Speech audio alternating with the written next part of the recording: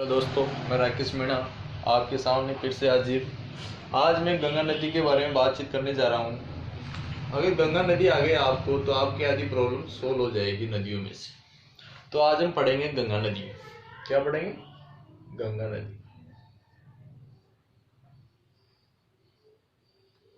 तो देखिए दोस्तों, गंगा नदी के बारे में देख रहे हैं अपन।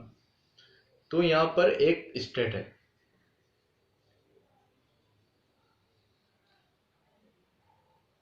एक स्टेट है। उस स्टेट का नाम क्या है? उत्तराखंड। क्या है? उत्तराखंड। इस स्टेट का नाम है उत्तराखंड। अब देखिए यहाँ पर एक जगह है गंगोत्री। कौन सी जगह है? गंगोत्री। गंगोत्री से एक नदी निकलती है, उस नदी का नाम है भागीरथी। क्या नाम है? भागीरथी। उस नदी का नाम है भागीरथी। ठीक है। अब अपन यहाँ भागीरथी से थोड़ा आगे चलते हैं तो यहाँ पर एक बांध बना हुआ है। उस बांध का नाम है टिहरी बांध। कौन सा बांध है? टिहरी बांध। भागीरथी से जब अपन आगे चलते हैं तो एक बांध बना होता है, उस बांध का नाम है टिहरी बांध। क्या नाम है? टिहरी बांध। जब ये बांध बना था तो इस बांध का विरोध किया था सुंदरलाल बहुगुणा ने।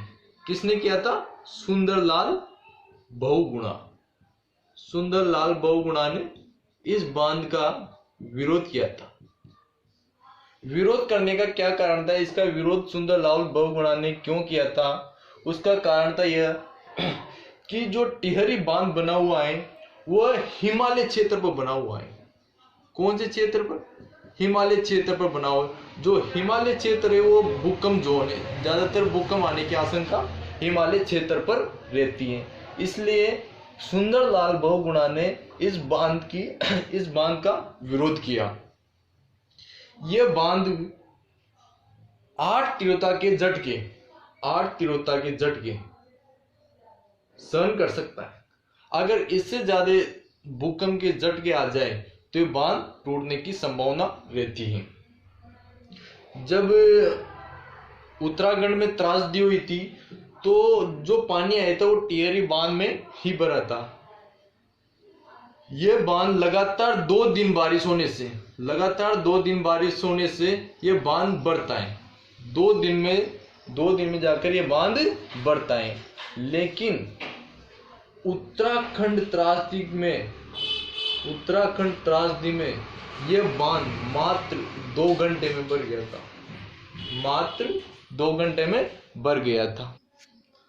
8 तीव्रता का भूकंप सहन कर सकता है, यानी मात्र यह बांध 2 घंटे में भर गया था उत्तराखंड त्रासदी में।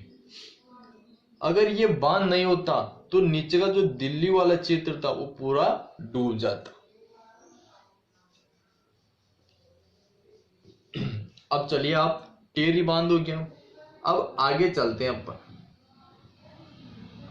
हैं तो यहां से एक नदी आती है, उस नदी का नाम है अलकनंदा। कौन सी नदी?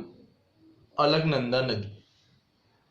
यह भागीरथी नदी और अलकनंदा नदी जो जहां पर मिलती है उस स्थान को बोलते हैं अपन देवप्रयाग।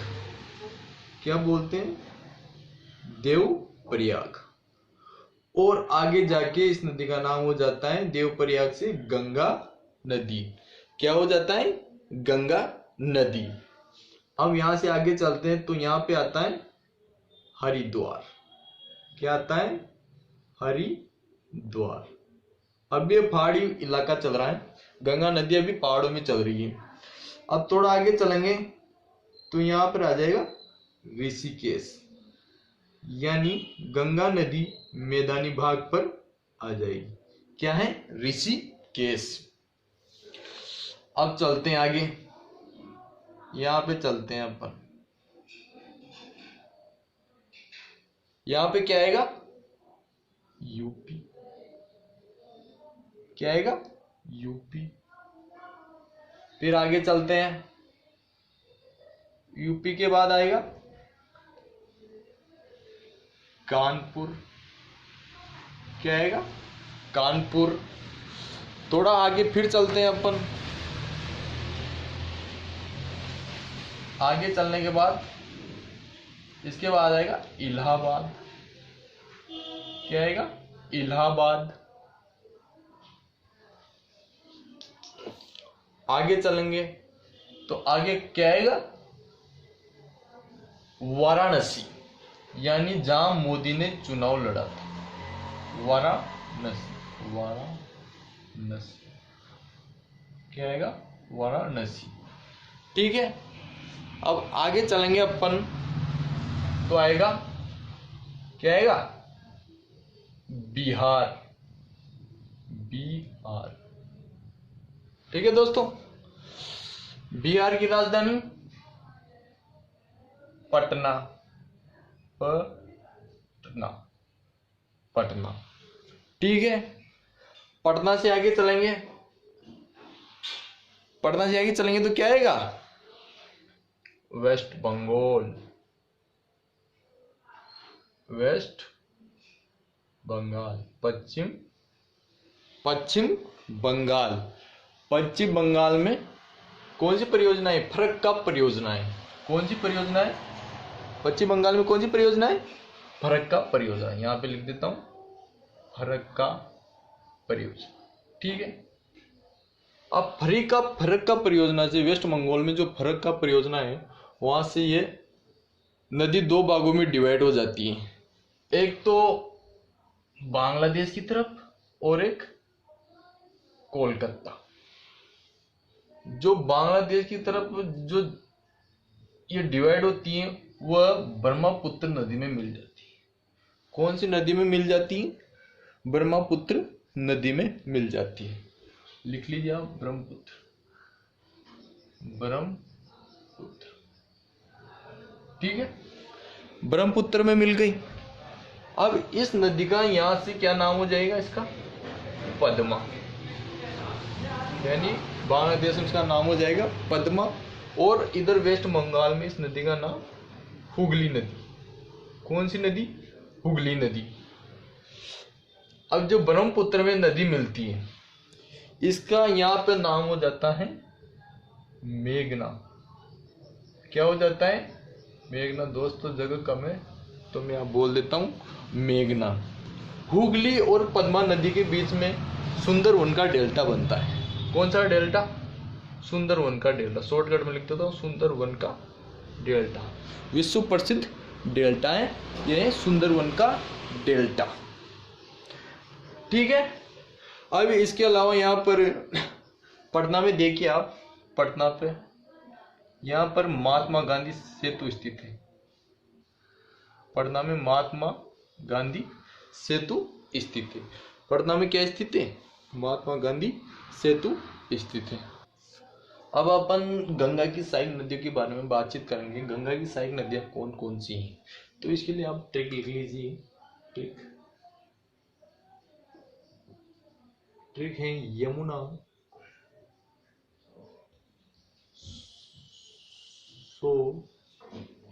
सुगो, कालो, घाघरो, गंडक। यमुना, सुगो, कालो, घाघरो, गंडक, नेकोसा। ठीक है, अब इसको दो भागों में डिवाइड कर दीजिए आप। यमुना, सुगो, कालो, घाघरो, गंडक में कोसा। फर्स्ट में अपन यमुना की बात करते हैं। यमुना कहाँ से निकलती है? उत्तराखंड में एक जगह है, उस जगह का नाम है, ये एक जगह है उत्तराखंड, उस जगह का नाम है बंदरपूछ। जगह का क्या नाम है? बंदरपूछ। बंदरपूछ आपको याद नहीं रहेगी, इसलिए आप डायरेक्ट यमुनोत्री याद रख लीजिए, यमुनोत्री, यमुनोत्री याद रखिए। यमुनोत्री से कौन सी नदी निकलती है? यमुना नदी। कौन सी नदी निकलती है? यमुना नदी। अब देखिए आप, पहले कहां पर आएगी? दिल्ली, ठीक है।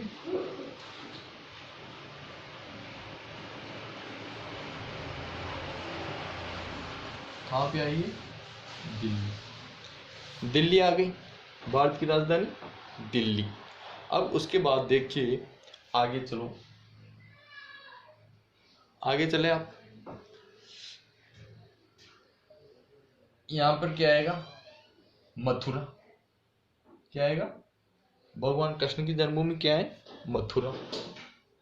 कौन सी जन्मभूमि? जन्मभूमि मथुरा। भगवान कृष्ण की जन्मभूमि मथुरा। इसके बाद आप आगे चलोगे तो क्या आएगा? क्या आएगा? आगरा। मथुरा से आगे आगरा, ठीक है। आगरा में क्या फेमस है? ताजमहल। क्या फेमस है? ताजमहल। ये ताजमहल, ठीक है। ताजमहल के जस्ट पीछे होकर यमुना नदी निकल रही है। ताजमहल के जस्ट पीछे होकर कौन सी नदी निकल रही है? यमुना नदी निकल रही है। अब